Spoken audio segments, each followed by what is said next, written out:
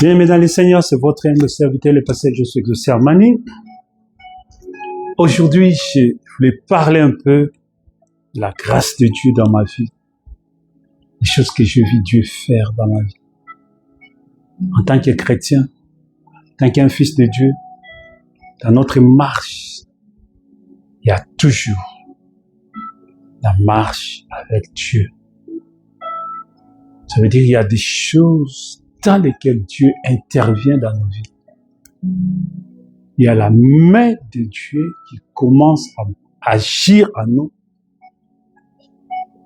Même quand on était encore des enfants, même quand on était encore des païens, même à l'époque où on ne connaissait pas encore Dieu, mais Dieu s'est révélé à nous.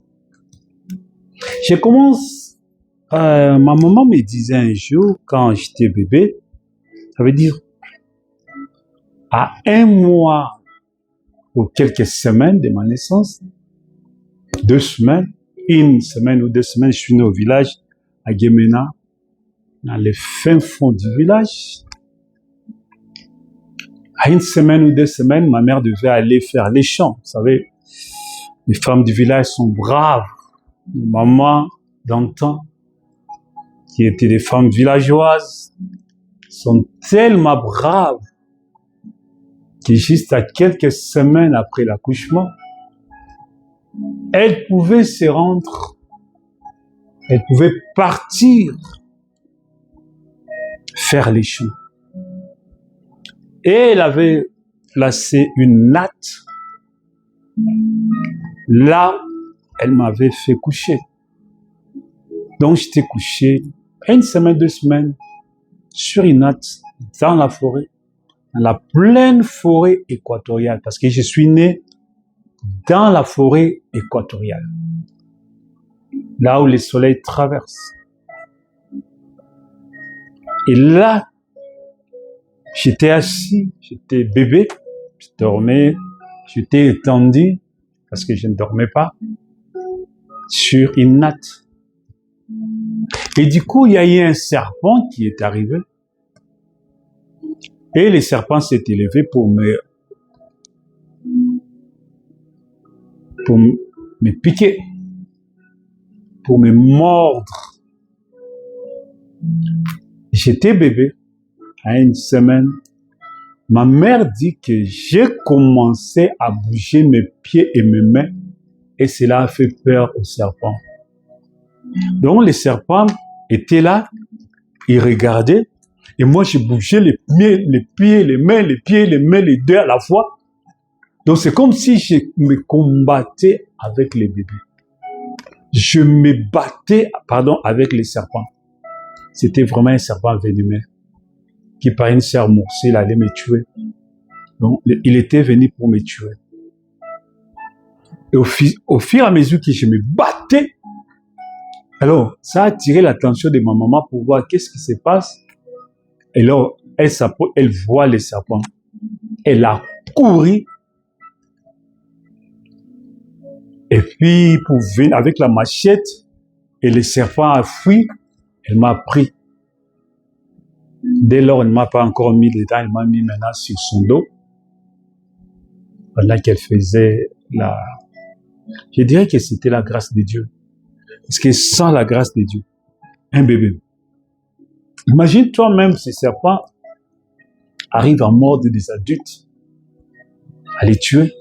Et moi, un bébé qui après 1 semaine, pas plus de 2 semaines, moins de 2 semaines, les serpents voulaient me tuer. Ça, c'est le premier témoignage. Le deuxième témoignage, ma mère me dira, parce que après 2 mois, on devait quitter le village pour rentrer à Kinshasa. Pour revenir, pour venir à Kinshasa, parce que jusque-là, ma mère et moi, c'est-à-dire on n'a jamais été à Kinshasa. Je suis né à Guémena. Qu'est-ce qui s'est passé?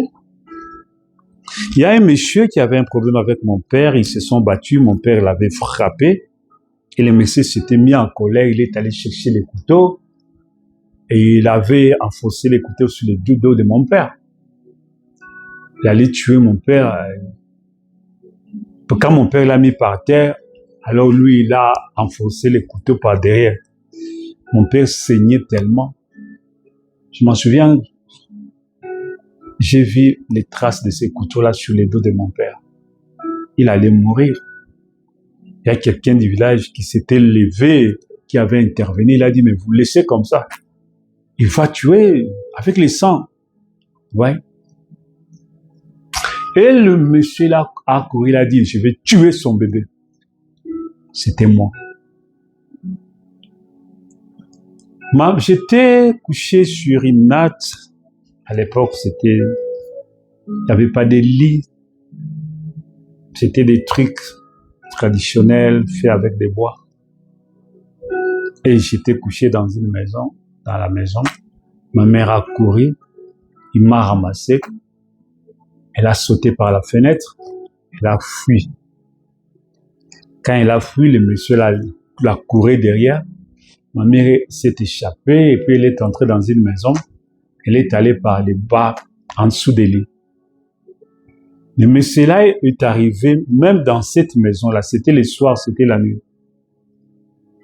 Ma mère disait que c'est comme si je ressentais les dangers. Parce que je suis resté calme. Il suffit que j'ai pleuré. Le monsieur là allait savoir que l'on était en dessous des lits. Il avait la machette pour me tuer. Il allait me tuer. Ma mère dit que c'est comme si j'ai su les dangers. Je suis resté calme et collé. Donc, vous savez, un bébé sur la poitrine de sa mère en dessous d'un lit. Et puis, ce ne sont pas des lits modernes, des lits traditionnels. Il faisait noir. Je pouvais pleurer. Je n'ai pas crié, je n'ai pas pleuré jusqu'à ce que le monsieur est sorti. Il est allé chercher dans d'autres maisons. On est resté là, calme. Jusqu'à ce que Dieu m'a intervenu. Dieu m'a sauvé avec les serpents. Dieu m'a sauvé un mois plus tard, quelques semaines plus tard, 1 ou 2 semaines plus tard. Dieu me sauve encore avec le monsieur. Je m'en souviens même quand parce qu'on était obligé maintenant de quitter le village pour venir à Kinshasa. Mon père était affecté. Pour mettre fin à ce problème-là, pour venir à Kinshasa, on habitait les camps Kokos.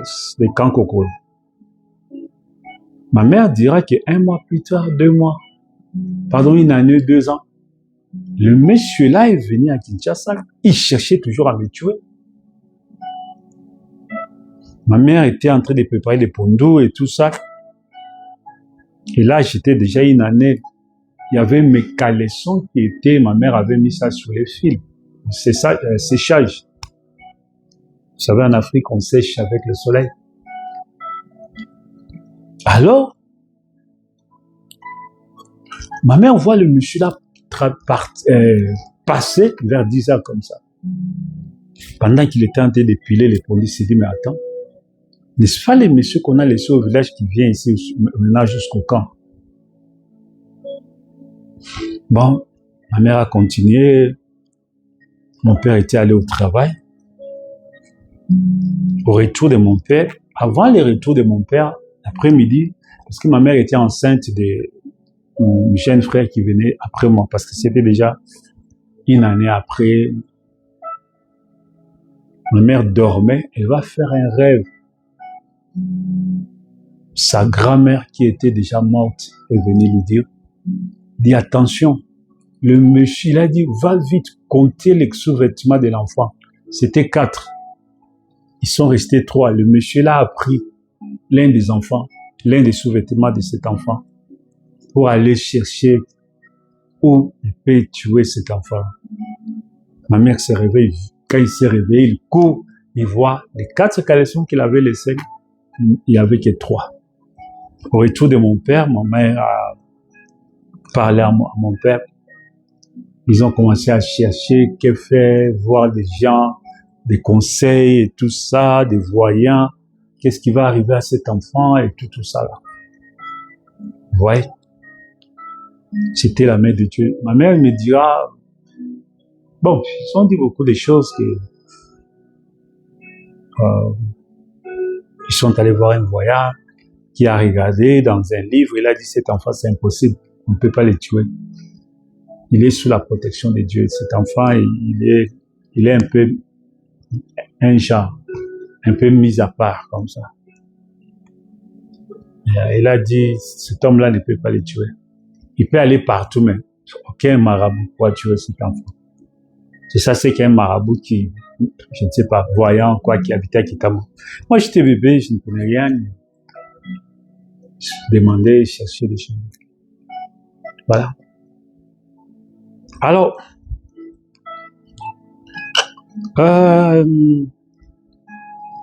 j'ai grandi comme ça. Il s'avère que une année plus tard, j'ai tombé souvent malade. J'étais malade, au point que même ma mère disait, on doutait même si quand je vais grandir, est-ce que je serais intelligent et tout ça. Mais j'étais surpris de voir, après un temps, 6 mois comme ça, la maladie est terminée, c'est arrêté. Et puis, quand je commence l'école maternelle, j'étais premier à l'école maternelle, 100%. Je commence l'école primaire, j'étais premier à l'école primaire, 100%. Deuxième, même chose. Je crois à l'école primaire que ma mère, ou je ne sais pas, première primaire, ils vont dire, on doutait de toi. Le fait que tu es tombé beaucoup malade, même les médecins disaient que ça ne sera pas possible que cet enfant soit vraiment intelligent, puisse avoir ce bon sens. Mais c'est étonnant que tu es plus intelligent qu'on espère. C'était la main de Dieu. C'était la protection de Dieu. Vous voyez, Satan combat toujours ce qui est juste. Satan combat toujours les enfants de Dieu. Et dans la persévérance avec Dieu, nous ferons des exploits. Je vais encore faire notre témoignage. À l'époque, il y avait, je crois après les camps Kokolo, on a quitté quand nous sommes allés au camp CR. Le camp CR, c'est vers Kitambo. Quand vous venez depuis Bandal, vous venez de là où il y a l'entrée de ma campagne, vous continuez toujours à la route. Je crois que c'est l'avenue Kassavo qui va jusqu'à Kitambo. Alors, avant que vous arriviez à Kitambo, magasin, donc vous venez à Kitambo magasin, à droite, il y a un camp. À l'époque, ça s'appelait camp CR. Alors, nous avons quitté le camp Kokolo pour aller au camp CR. Et puis, à l'époque, il y avait une coutume, une culture, si je peux appeler pas une coutume, mais une culture. Les femmes mariées, chaque année, au mois de juin, juillet, ils allaient au village pour 1 mois, même 45 jours. Donc, c'était comme les congés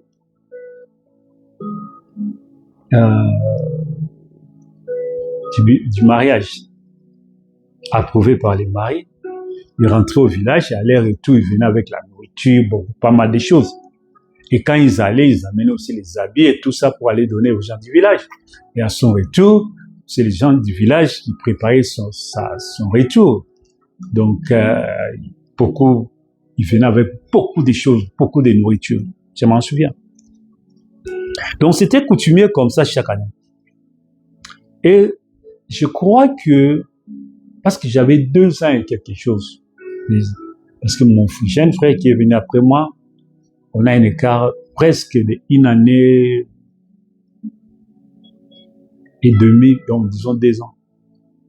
Alors je crois à cette époque-là, il était déjà né, il était un enfant. C'est voilà pourquoi ma mère ne pouvait pas le laisser. Il était parti avec lui. Parce qu'il était bébé. Alors moi, j'avais 2 ans et quelques. Je pouvais marcher, je pouvais parler. Je suis resté avec mon père.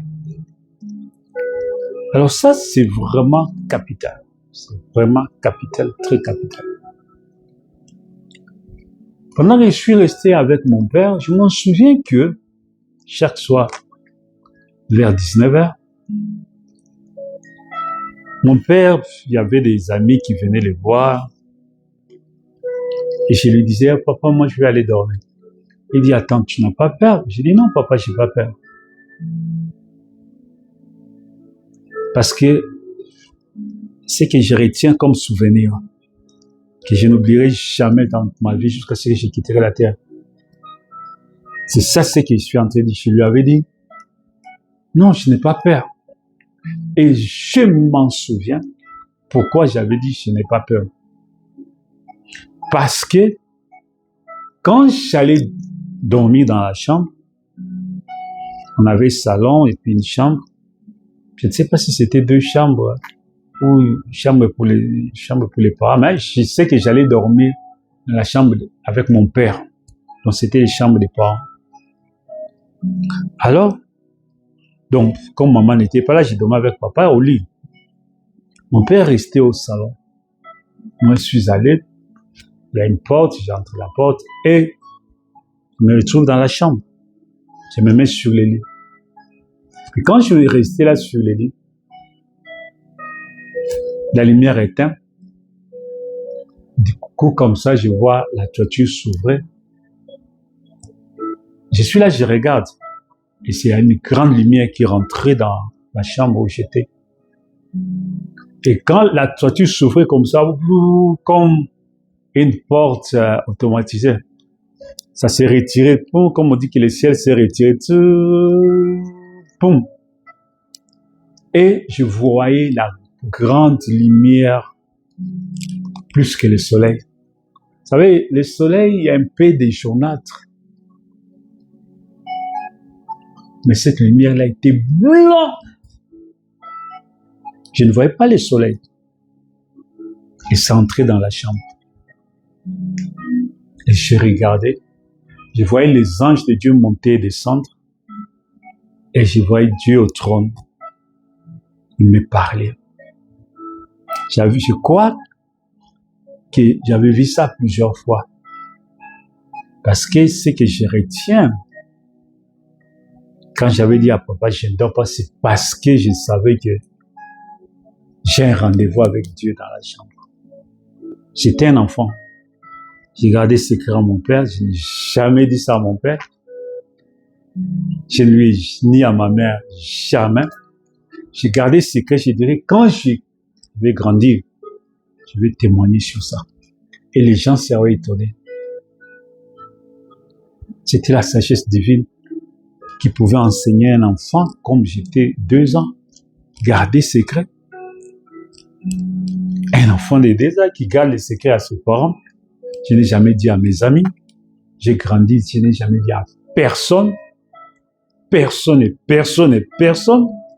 J'ai gardé ça comme secret. Sans dire à quelqu'un. Vous savez, quand je grandissais, chaque fois qu'il arrivait quelque chose, avant qu'il y ait quelque chose qui arrive dans ma famille, je voyais ça. Même sur moi, je voyais ça. Mais je parlais à personne, j'ai gardé secret. Je parlais à personne, j'ai gardé secret. Avant cela, je m'en souviens, j'étais encore bébé. Quand nous sommes venus à Cancer, je m'en souviens qu'on était à Kitambo Cancer. J'étais bébé, je dormais sur les berceaux. Et on a quitté les camps Kokolo. Je ne sais pas combien de temps on a fait là. Parce qu'on est venu à Cancer, j'étais toujours bébé. Je crois que j'étais bébé, je ne sais pas combien de mois. Ouais. Je dormais sur là. Et mes parents, donc j'étais dans la chambre de maman, moi je dormais dans les berceaux. Et mes parents dormaient de l'autre côté sur les lits. La nuit, je vois dans une vision, je vois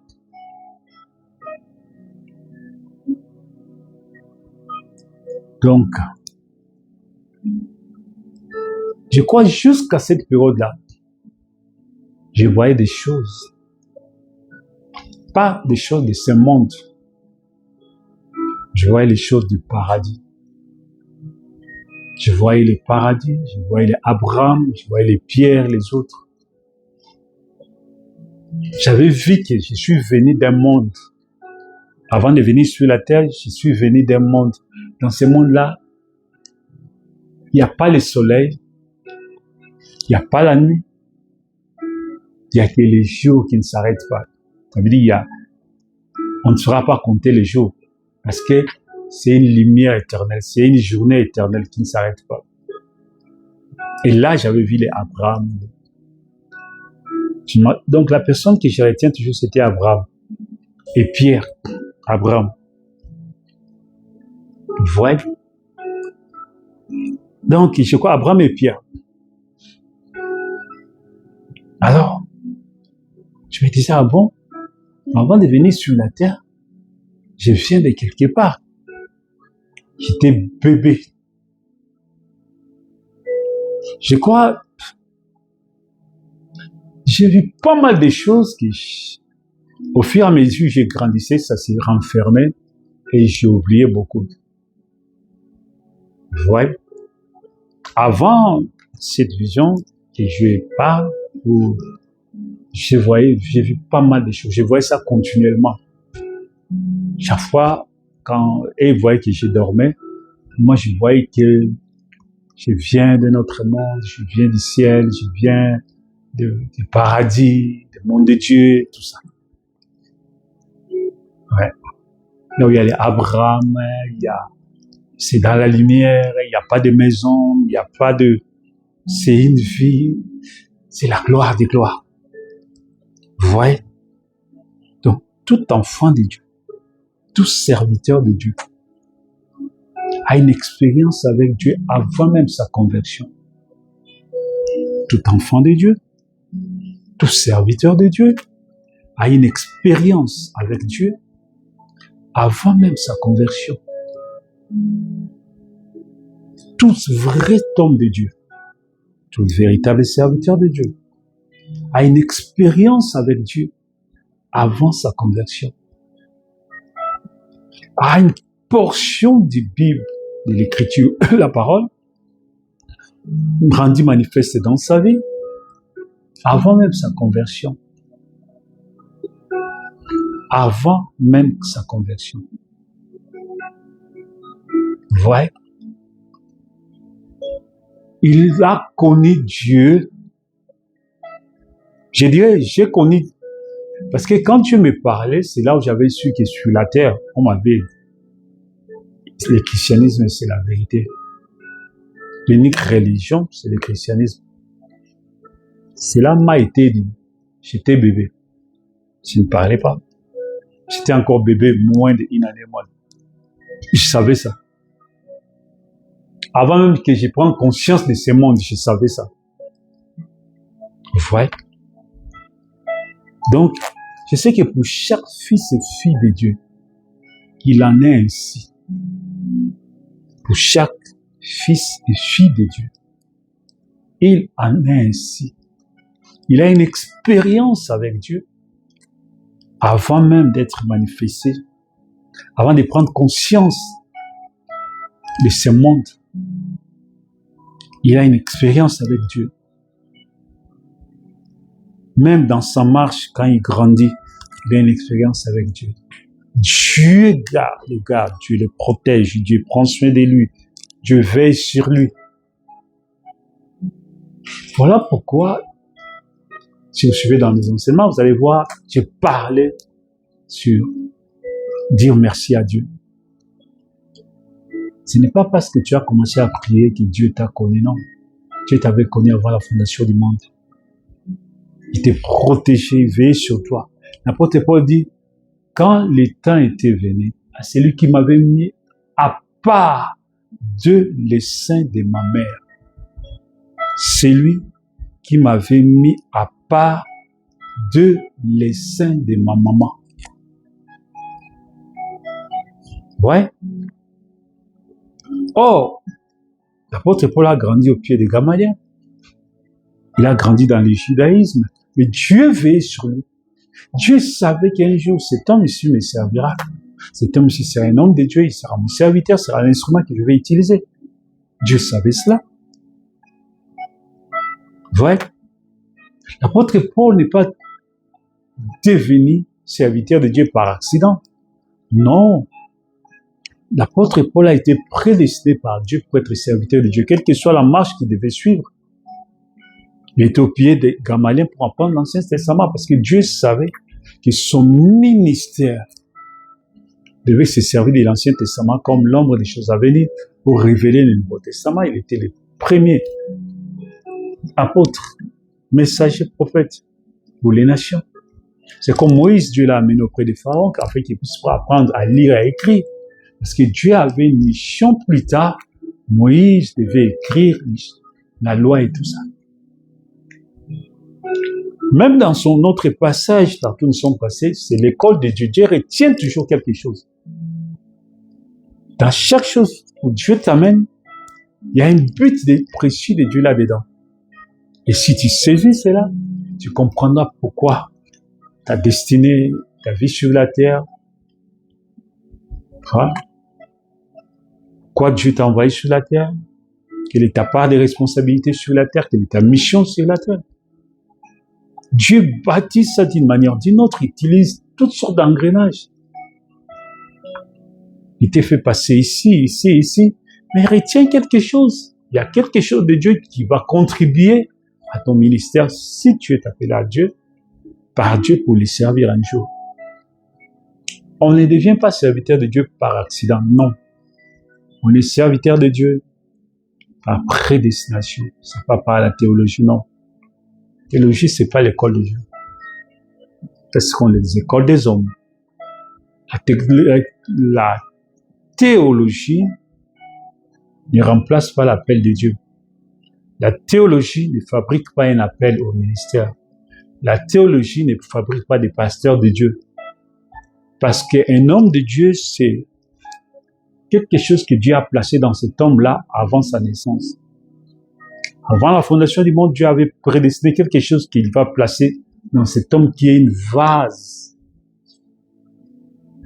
pour servir à la gloire de Dieu. Que Dieu vous bénisse richement avec mes enseignements tellement profonds. Ça, c'était juste un témoignage que je vais apporter. J'ai pas mal de témoignages. Beaucoup de témoignages. Je vais parler au fur et à mesure des choses que Dieu a fait dans ma vie pour édifier les enfants de Dieu, pour édifier les fils de Dieu, tous ceux qui sont appelés dans les ministères, tous ceux qui sont appelés enfants de Dieu, tous ceux qui sont appelés filles de Dieu, afin que chacun se retrouve dans sa marche, que tu ne puisses jamais, au grand jamais, s'écarter de la voie de Dieu. Que le diable ne puisse jamais te séduire. Que tu puisses rester fixé avec Dieu, marcher avec Dieu, marcher de gloire en gloire, de victoire en victoire. Quand il en soit, quoi qu'il arrive, tu marches par la foi.